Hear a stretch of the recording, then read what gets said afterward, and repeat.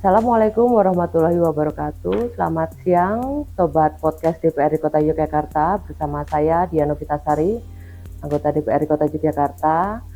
Kembali di podcast DPRD Kota Yogyakarta yang pada saat ini akan membahas perihal pemerintahan baru yang serba baru. Tentunya di tahun 2024 ini adalah tahun politik, di mana Februari kita sudah menjalani ataupun menyambut pesta demokrasi dengan pemilihan presiden dan pemilihan legislatif, dan tentunya di bulan November nantinya di seluruh Indonesia, kita tidak khusus hanya di Kota Yogyakarta, kita akan menyambut pesta demokrasi, yaitu pemilihan kepala daerah serentak. Nah, pada podcast pada sore hari ini, siang hari ini, kita akan membahas terkait pemerintahan baru bersama dua narasumber yang sudah dinanti, yaitu Mas Oleg Yohan dan Mas Sigit Nur Cahyon. Selamat siang Mas Oleg, Mas Sigit. Selamat siang Mbak Dian. Ya, ada beberapa hal yang nanti saya akan tanyakan karena ini diskusi dan podcast santai nih.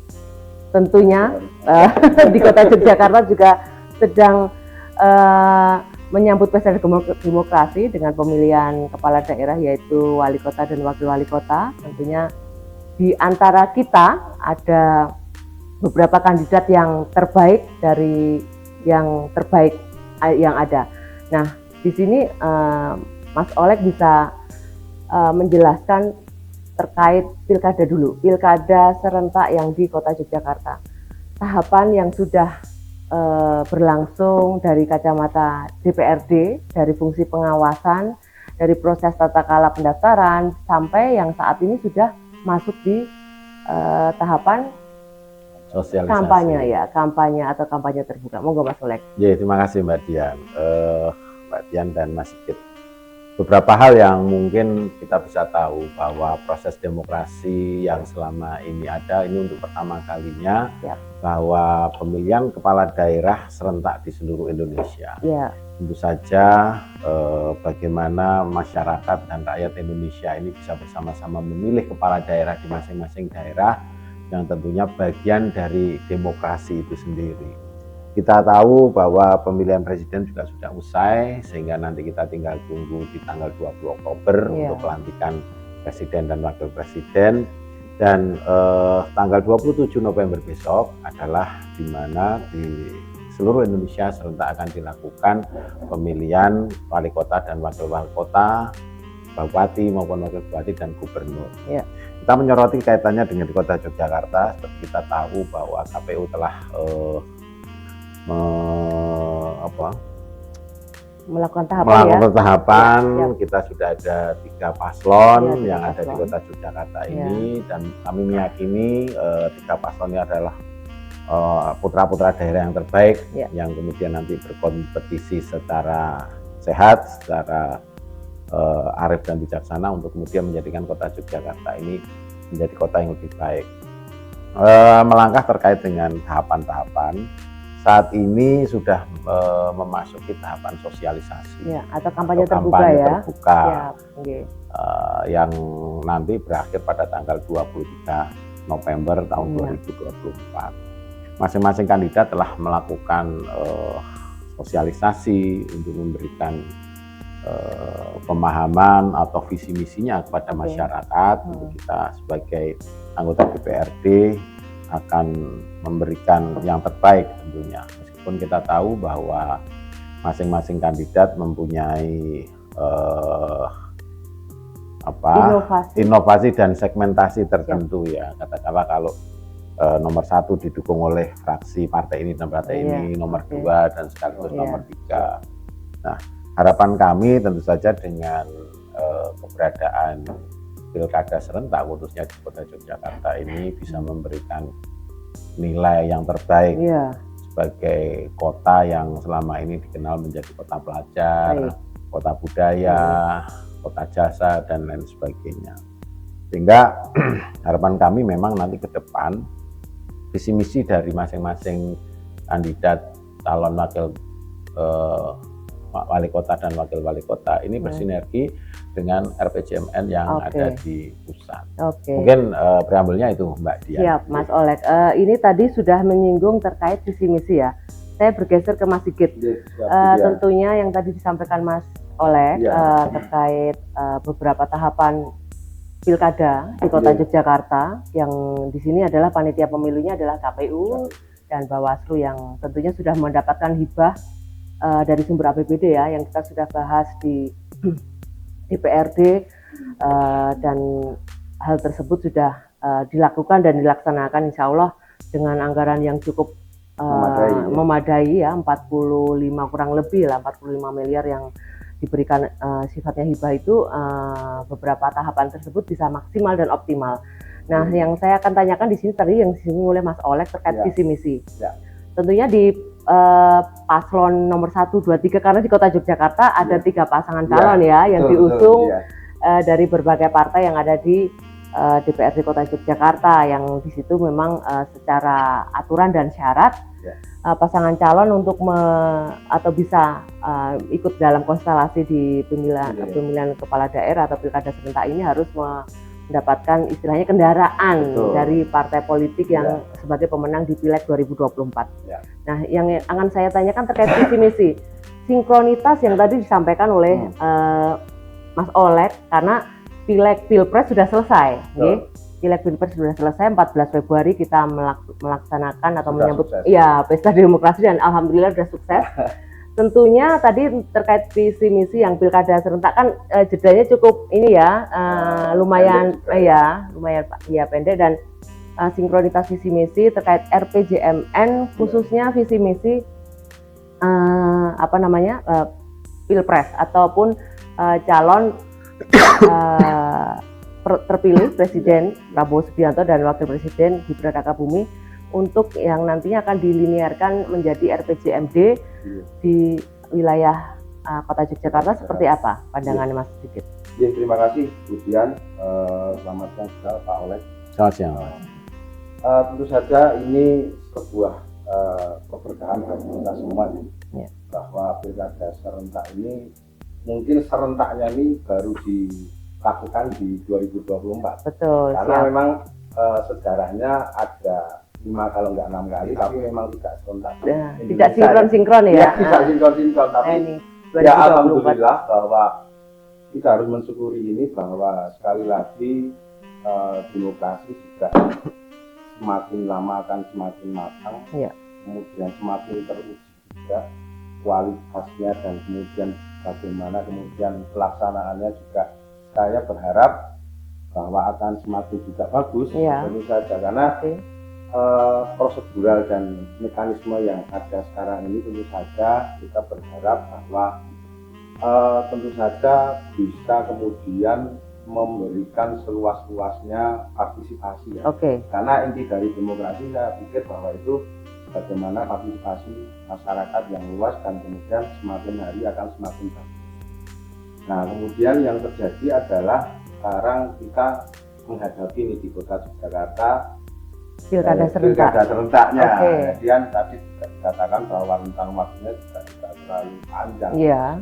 Pilpres di tanggal 14 Februari, alhamdulillah sudah menentukan pilihan kita sudah terjadi dan juga kemudian sudah diumumkan pemenangnya sudah diumumkan, kita patut mensyukuri itu juga.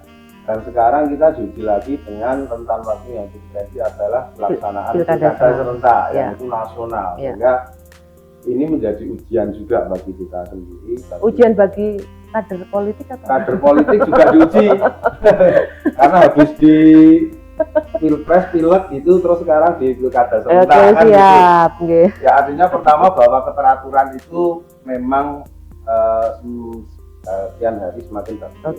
Karena itu yang ingin kita lakukan juga di masa-masa yang akan datang, sehingga nanti bahwa mekanisme dan prosedur yang semakin bagus ini juga kita akan mendapatkan kualitas pemimpin yang baik juga. Tentu saja kan harapan dari masyarakat seperti itu. Kemudian ya berbicaranya partisipasi tentu dan saja visi misi yang sinkronitas gimana Mas? Kalau sinkronitas saya pikir pasti kita akan berupaya bagaimana, karena ini memang sudah ketentuan normatif, ya kan, bahwa RPJM rencana jangka panjang nasional itu harus sesuai juga dengan rencana jangka menengahnya di daerah. Nah itu akan kita kaji, nah, kita akan kaji semuanya, karena juga di hari-hari ini kita belum melihat nih sampai sejauh mana nanti sinkronisasi itu akan bisa kita sesuaikan di daerah, ya kan?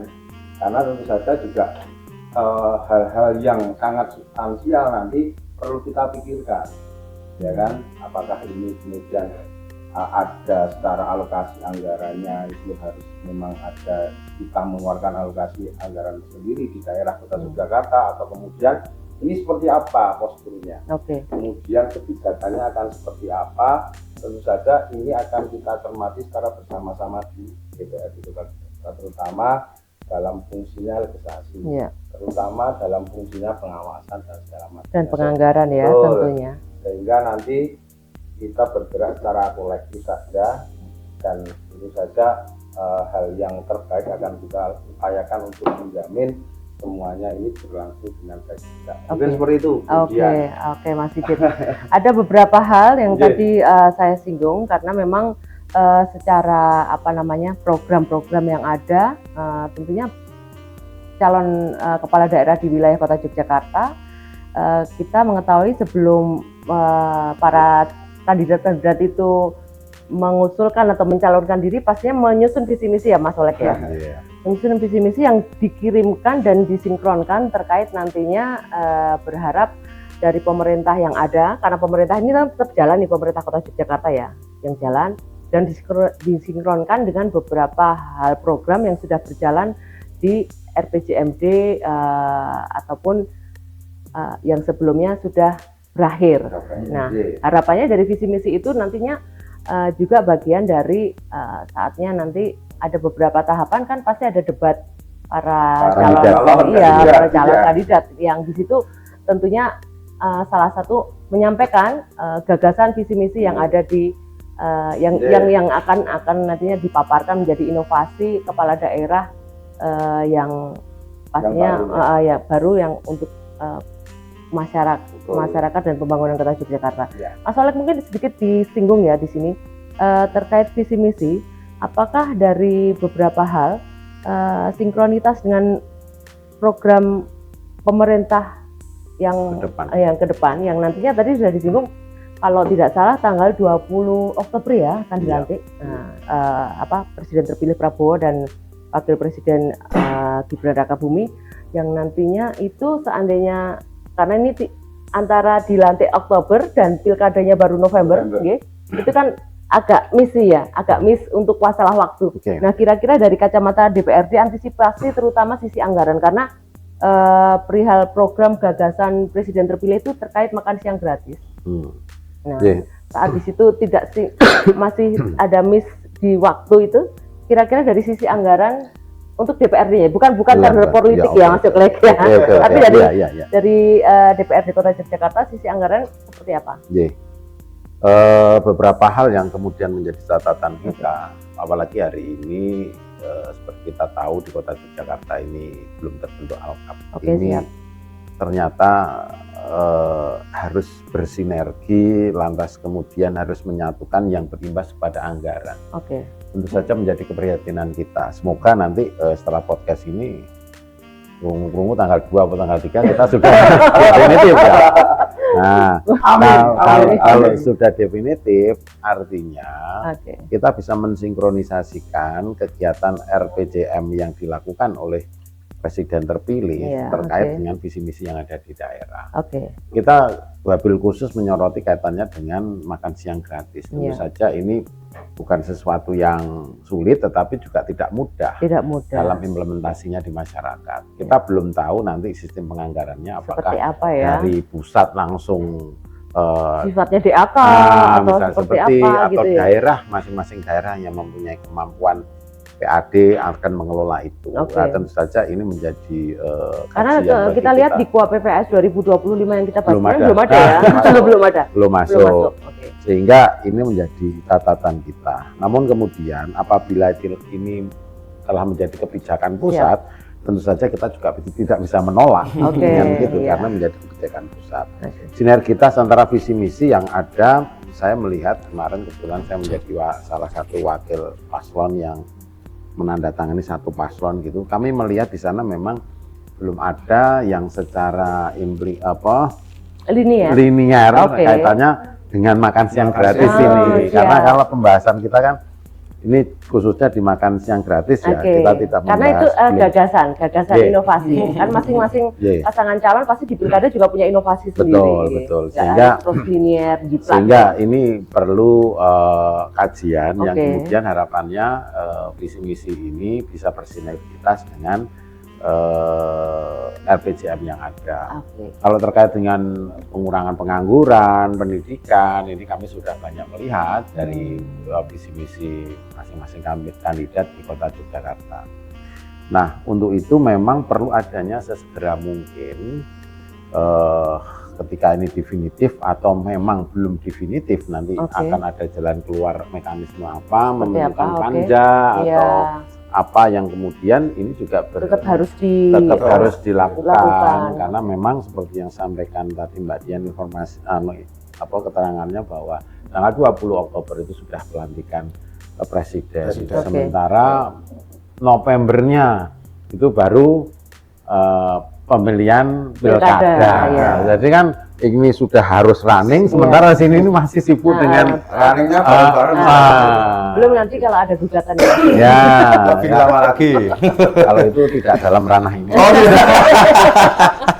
Yang jelas beberapa program yang kemudian menjadi salah satu inovasi presiden terpilih ini menjadi kebijakan yang nanti tertuang lewat perpres atau apa yang kemudian mau tidak mau, suka tidak suka kita harus melaksanakan. Saya kira proses dinamika di DPRD dulu ini harus sesegera mungkin Mbak dorongan ini. Siap. Atau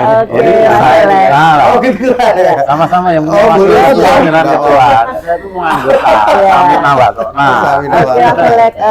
Tadi ada beberapa hal pemirsa sobat podcast DPRD Kota Yogyakarta terkait beberapa hal yang sudah disampaikan oleh teman-teman saya, yaitu Mas Olek dan Mas Sigit. Harapannya apa yang nanti menjadi gagasan dan inovasi dari fungsi legislasi kita sebagai DPRD ataukah itu dari fungsi anggaran dan dari pengawasan, harapannya kita semua sama-sama mencermati.